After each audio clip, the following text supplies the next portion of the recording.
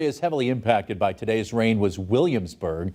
That town seeing flooding all over the area, even causing early dismissals from some of their schools. Western Mass News reporter Daniel Santiago brings us the details. Daniel?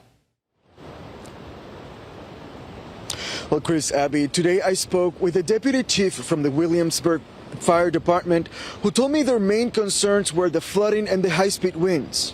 Western Massachusetts and most of the northeast region of the country woke up to heavy rains, high-speed winds, trees down, and even flooding. One town impacted was Williamsburg.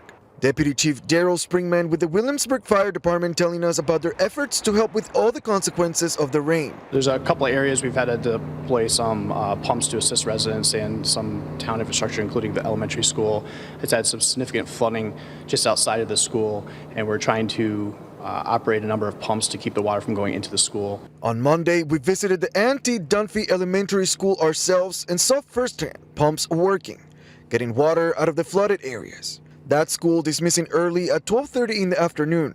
Deputy Chief Springman and his team also have plans for the evening into the night already in place. As the wind picks up this afternoon and we have a little more rain, we're going to recheck the roads that were flooded and make sure they're not getting any worse. Not far from Williamsburg, just crossing the town line that connects them with Florence, residents told us the flooding was their main concern. This is a very fast-moving situation, and I do believe that the river has not crested. It's continuing to accumulate, and the more it rains, it's going to just keep funneling back into the river. And yeah, it could spread further into the community garden.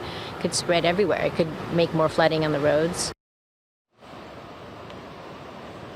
Williamsburg Deputy Fire Chief Springman also told us that the most important recommendations they're giving to people who live around the area are to not drive into flooded areas and to avoid getting close to downed wires.